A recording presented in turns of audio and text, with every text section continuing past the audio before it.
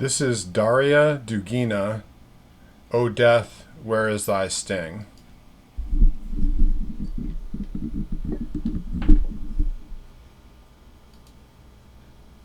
Смерть, где твое жало? Ад, где твоя победа? Воскрес Христос, и ты низвержен. Воскрес Христос, и пали демоны. Воскрес Христос, и радуются ангелы. Воскрес Христос, и торжествует жизнь. Воскрес Христос, и никто не мертв в гробе. Ибо Христос, восстав из гроба, первенец из умерших. Ему слава и держава во веки веков. Аминь.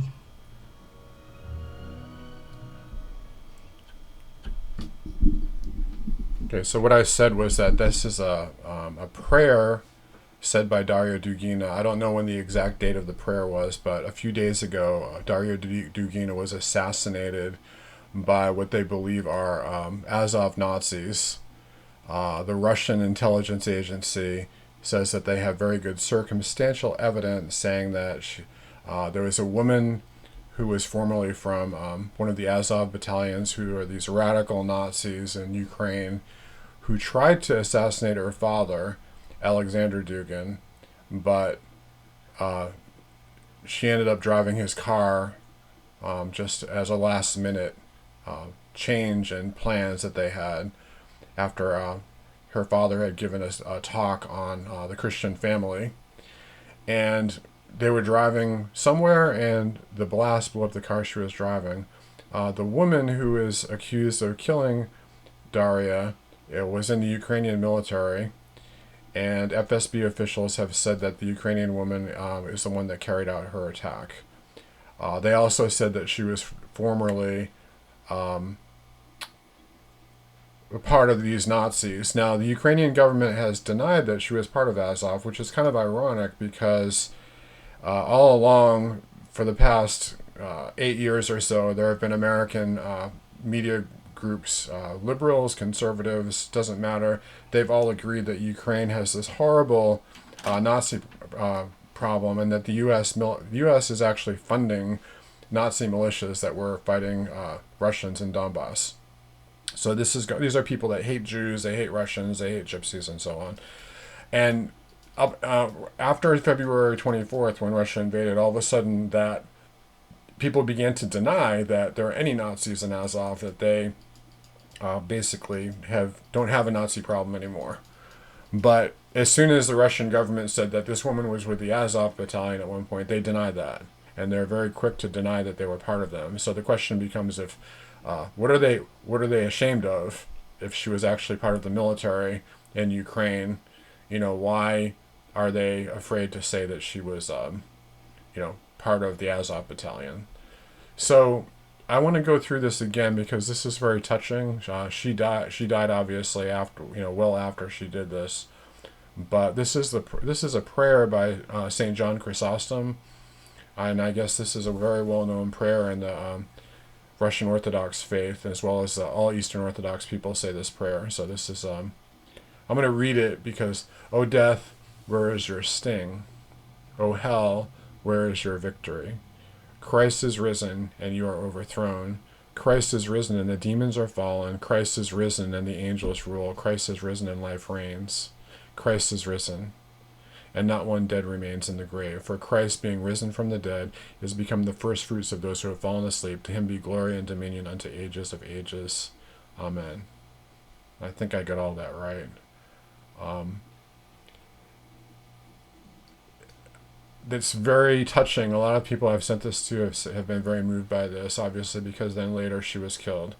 Now, let's talk a little bit about the conflict before I get into this. The conflict is a tragedy. It didn't need to happen, but I am a person that doesn't blame Russia or Ukraine as much as I blame the West for creating this situation in the first place. And I've said on my other videos that the United States has acted no differently when communist forces have come into our own hemisphere. We've waged wars against countries, and the United States is hypocritical to accuse Russia of terrorism, or because basically what they're doing is they're protecting their borders from NATO. We would do the same thing if China or Russia tried to set up nuclear missiles in Mexico or Cuba or Canada, and in fact we have taken steps to avoid that militarily. So anyway, this is very tragic. I'm not trying to propagandize this or anything like that, but I wanted to show that there's another side of the story to what's going on in Ukraine. And this is a good opportunity. This is another video that I'm not going to show all of it, but I wanted to just summarize this. Here, Darya Dugin, I'll put the link down below, but here Darya Dugin is talking about different political philosophies in the world. She says that Russia and Ukraine is not a conflict between Russia and Ukraine, it's a global conflict. Okay, it's a conflict between civilizations, and it's a conflict between the global powers, like this unipolar, neoliberal, globalist push, versus countries that would like to establish a multipolar world where different powers pretty much rule equally and respect each other. And she says that in 2024, the unipolar world had come to an end, and that the new order is multipolarism. And she mentions that within this multipolar world, there is room for different political philosophies, that we don't need to be at war with each other simply because we don't agree on liberal democracy versus a more autocratic form of democracy. And I know that for some people that sounds contradictory, like how can you have autocratic democracy? But you have to ask yourself, what do we have in the United States? Is it really true freedom? And so on. If people in Russia are happy, or people in China or Iran are happy with their form of government and they support it, then why should we try to suppress them and try to do regime change? Anyway, that's me editorializing here. But she also goes on and talks about that the global unipolar moment is over. That was a phrase, the unipolar moment. It was phrased by Charles Krauthammer back in the 90s. He said there's a moment that the United States can be in control, we can make the world safe for democracy, but then that moment vanished. And there was another philosopher during that time named Samuel Huntington, and he theorized that the wars in the future would be between these global powers that were multipolar, and that wars would not be fought along political lines but over civilizational lines. Like there would be these civilization states that would arise, and that they would battle out. There would be a series of wars that would battle over territories that were between the polar civilizations. But Daria is saying that conflict is not inevitable. That yes, there's been a traumatic point there's been a traumatic point, something very horrible that's happened in Ukraine, and she does agree that this is a horrible thing. It's not like she's happy about it, that she wants Ukrainians to die. The Dugins themselves are part Ukrainian and part Russian, and so they don't want the Nazi regime of Ukraine to be successful, but they're very much in sympathy with the people.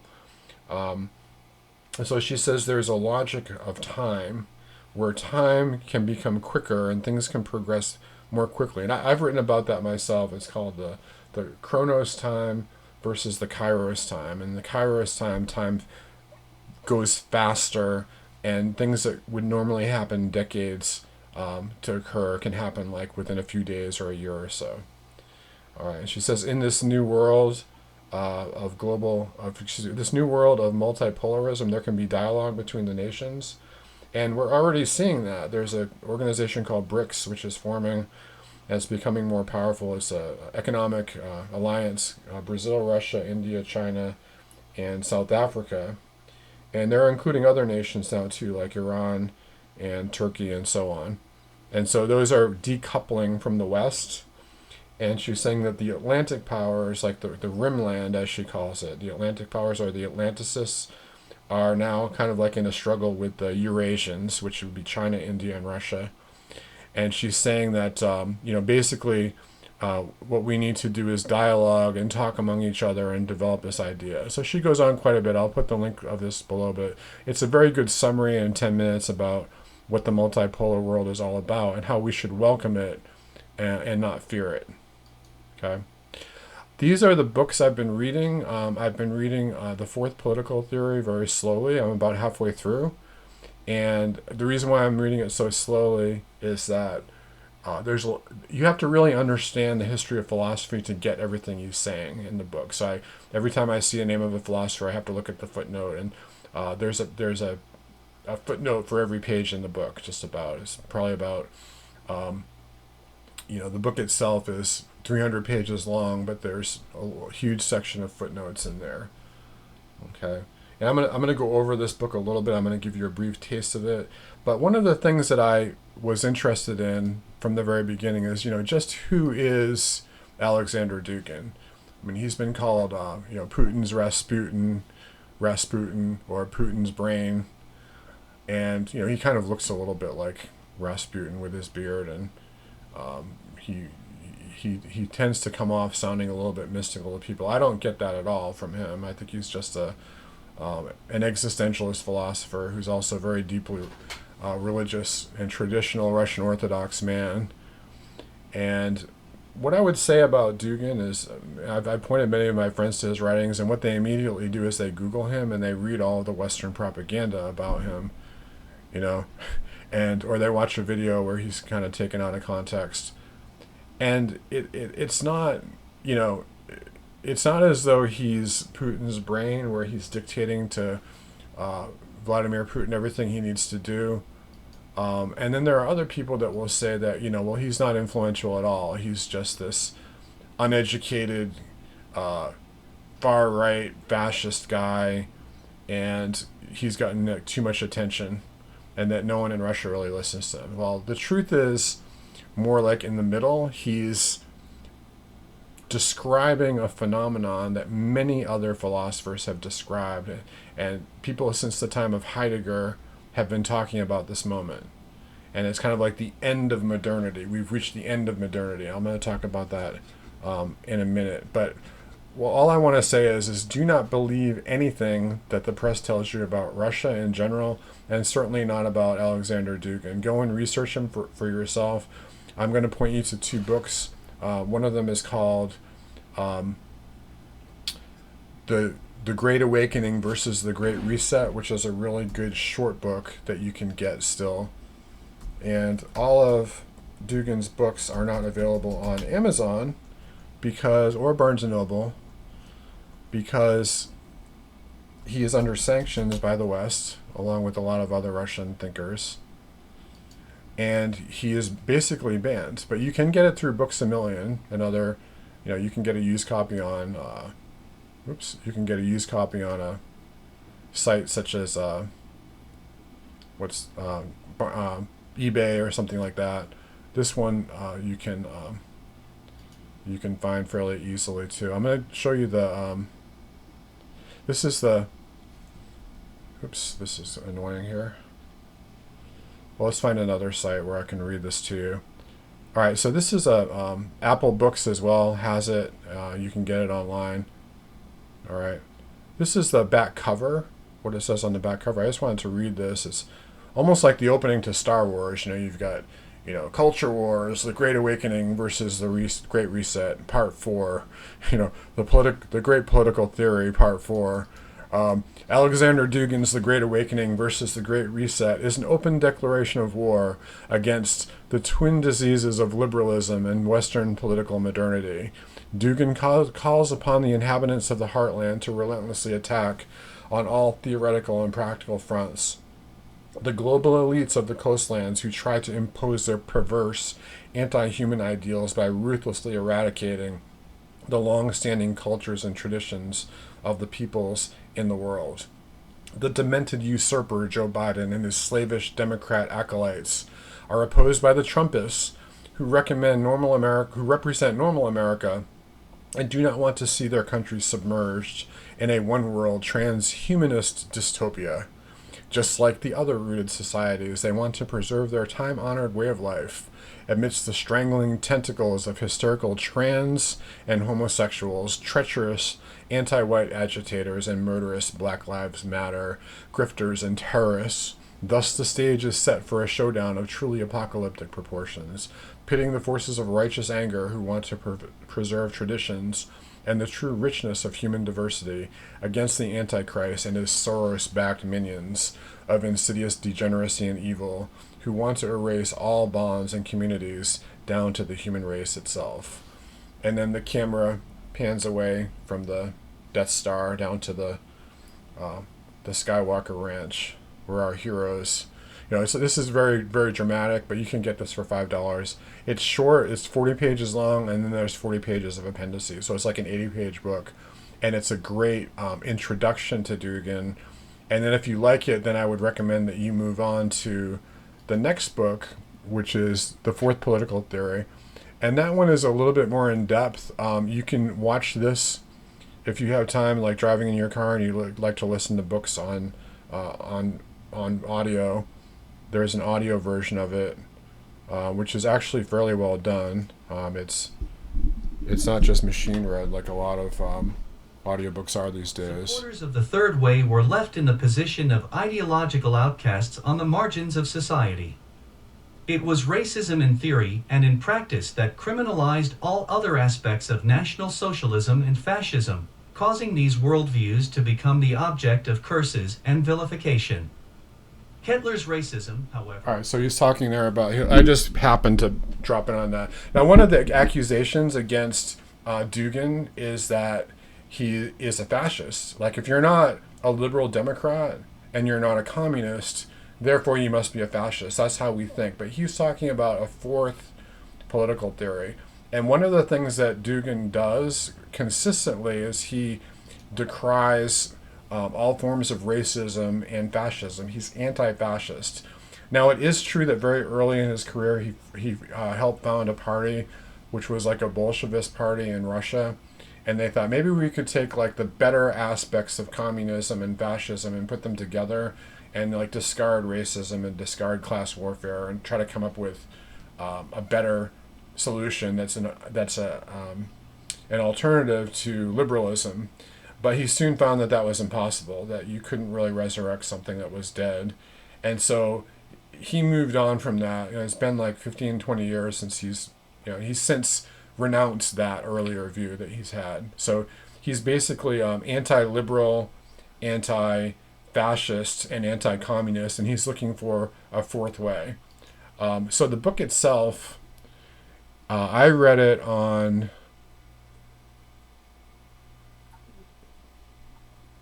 scribed.com, which is right here. And there are several different books that I've been reading. One of them is Ray Dalio's book, Principles for Dealing with the Changing World Order. And he's like another philosopher. He's an economic philosopher who's also a billionaire, a self-made billionaire. And he basically is describing how, nations come and go. It's like, nations don't come and go, but the nations as global powers come and go. And they basically, don't last forever. The times ahead will be radically different from all those we've experienced in our lifetimes, though similar to many times in history. How do I know that? Because they have always been. And so this is a really cool book because you can just read the bold print and you don't have to read the whole thing. There's also a few videos, and I'll post the videos on here that kind of like get more into describing what's going on. The Return of Christendom by Steve Turley basically is from a Christian point of view. And I would recommend getting this book as well. This one here starts off with the fact that we're living in a post-secular age. You probably don't believe that, but this is happening all over the world. There's kind of like this death scream or death rattle of liberal humanism. It's kind of like what I call liberal egalitarian humanism. And it's sort of like Soviet communism's softer, more effeminate cousin, but it's just as insidious and just as destructive to the family, to Christian values, and so on. And he talks about really how all over the world there's been this, re-christianization of many countries in the world. It's not an underground movement at all, but you can see countries very openly like, Poland and Hungary and Brazil and other countries electing Christian leaders in their government. And it's actually quite amazing what's happening. People don't realize it because the Western press does not report on it. You know, and we've known that for years. I did a video called God's Law and Society, in which we talked about how, you know, there's leaders of African countries who are writing constitutions and you know, founding their nations as Christian civilizations. And so here we have, like, you know, black African Christians saying we are going to be a Christian nation and have biblical laws and so on. And the West either vilifies it and says that they're fascists, or everything that's not liberal is fascist. That's basically how things go. Or they basically ignore it. Samuel P. Huntington is another one, and he was very popular in trying to not so much promote even, but just to explain that in the future, civil clashes aren't going to be between political states, but they're going to be between civilizations. All right. And like I said, I think that Huntington, and what's really cool about this is that there's lots of maps, and there's all kinds of figures in here that you can look at, and, you know, you see how things have changed throughout the world. There's, like, all throughout the book, and I want to get the print version of this too, because it's a classic book. But I don't agree with Huntington. I don't think that the future is bleak, that we're going to be in endless warfare between civilizations. I think that what Daria says is true, is that you know, people can sit down and agree to disagree. You know, people can sit down and say, this is our sphere, this is your sphere. All right, so I'm going to give you a real brief rundown of the fourth political theory. Then I'm going to come back after I've done reading the book, which should hopefully be within a few days. And I'm going to give you first the Great Awakening versus the Great Reset, and then I'm going to do at least 2 videos on this one. But basically, what is the fourth political theory? It's fairly simple. This is the very first chapter. Okay, there's a little, there's an introduction, right? And he introduces the book, starting here, To Be or Not to Be.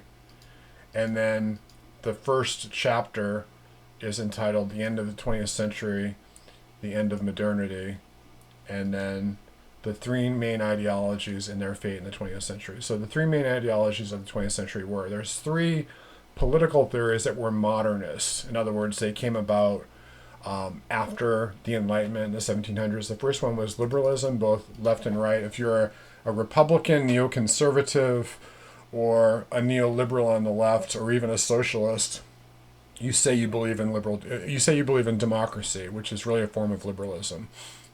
Then you have communism, which includes both Marxism and socialism, along with social democracy.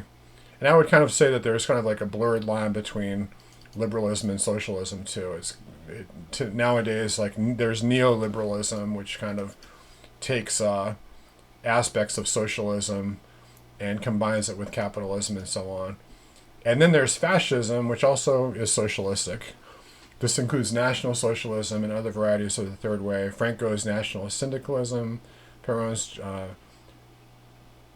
Justicialism, is that how you say that? And Salazar's regime, etc.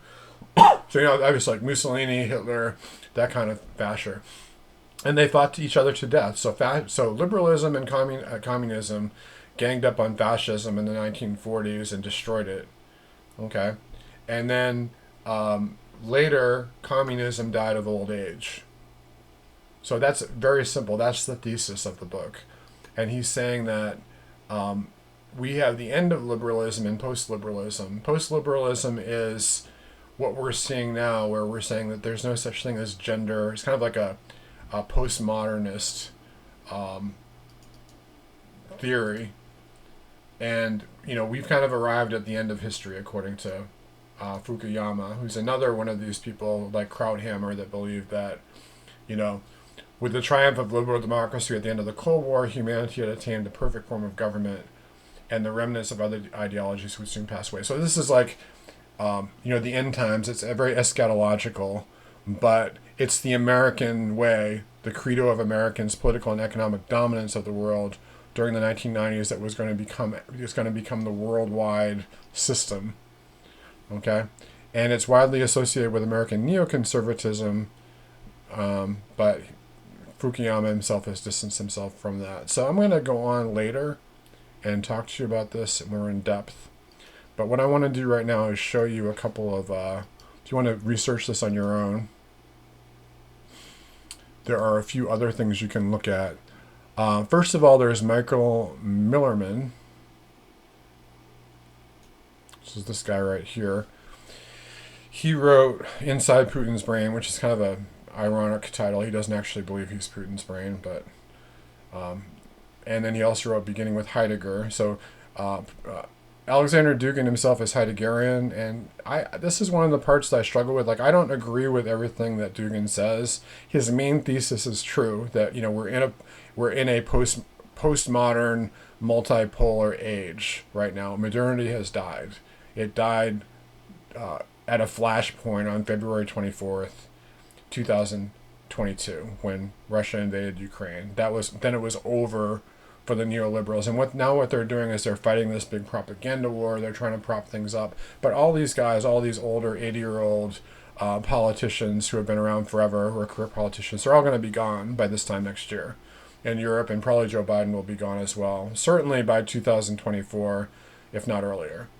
So Michael Millerman has a lot of writings, and he has a school. You can take courses online, but I would recommend that you just look at his YouTube page, and he has many discussions of Dugin and post-liberalism as a reality and so on. So basically, the multipolar world is anti-secular, it's traditionalist, and it rejects all aspects of modernity. It doesn't just reject parts of communism and socialism, but all of it. It doesn't just reject the racist part of fascism, but it rejects all of fascism. Dugin does not believe in the state, for instance.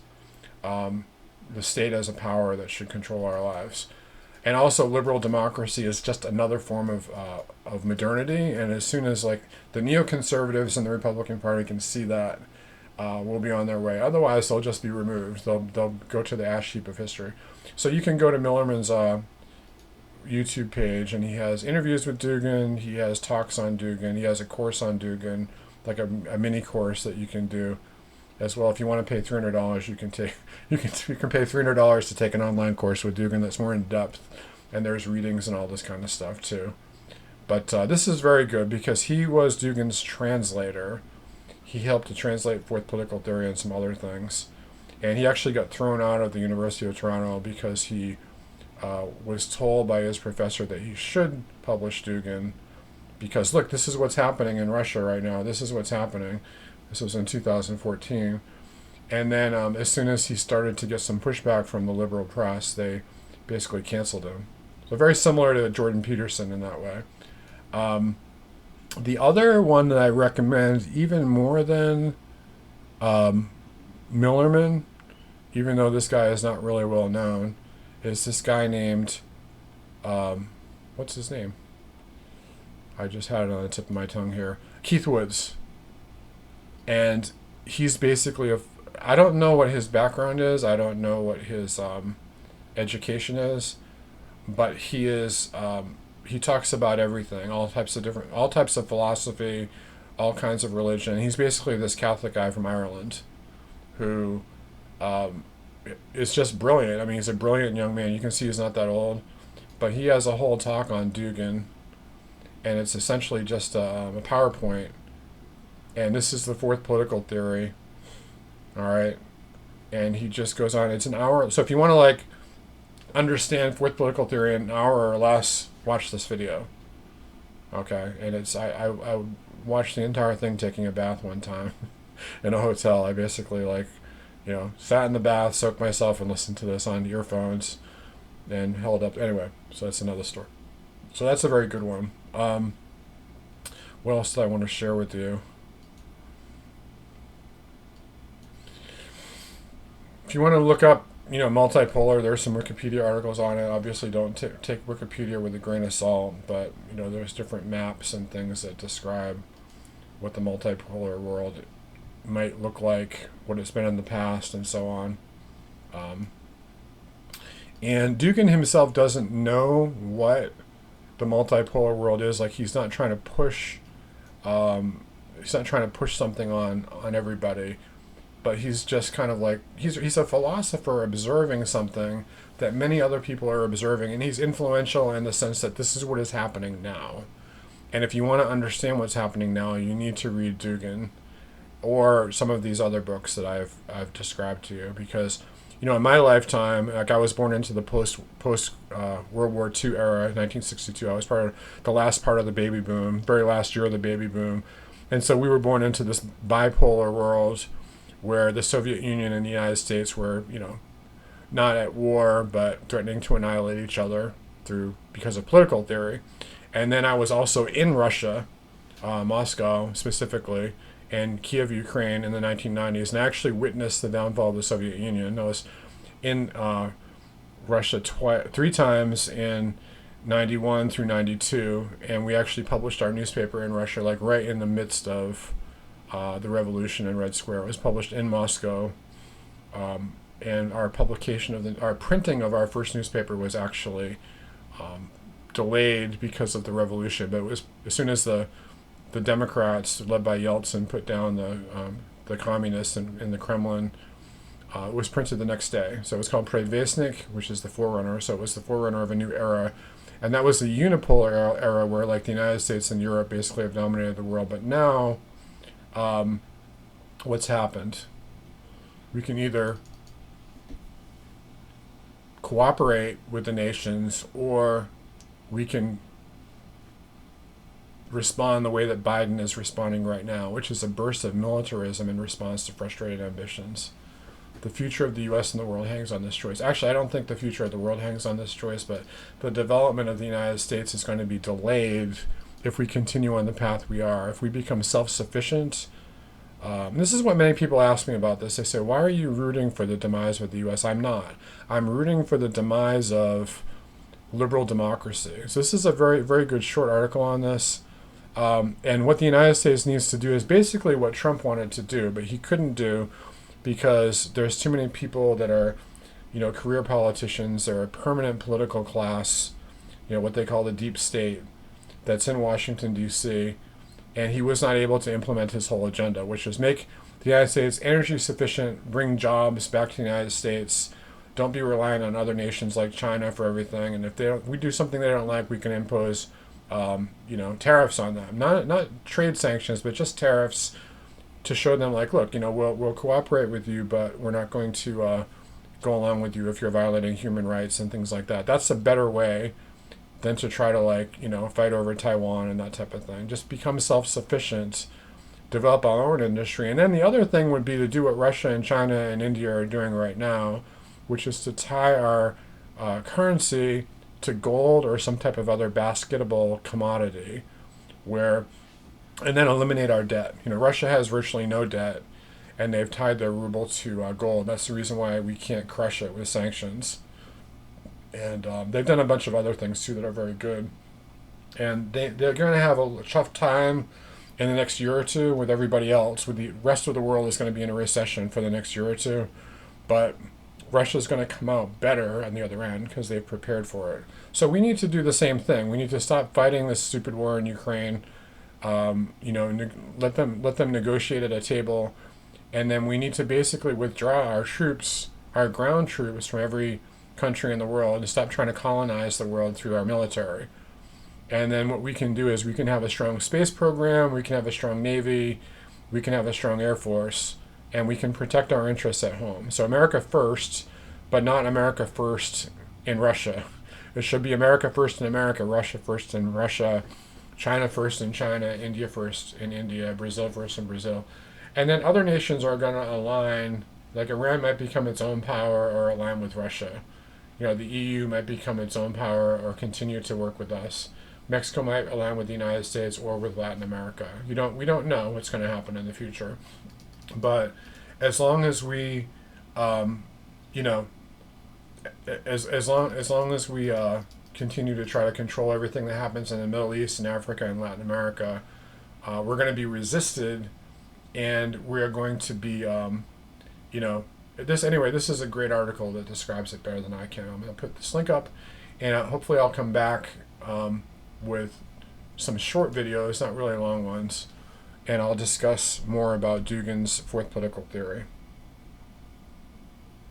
Thank you, and if you like this video, subscribe. Please like it because that helps the algorithm. It helps us get out to more people. And if you go to my website, forerunner.com, there's actually a way that you can donate. So it's just go to Forerunner up top, and if you want to donate, you can. That helps us to continue with making videos, articles, and so on.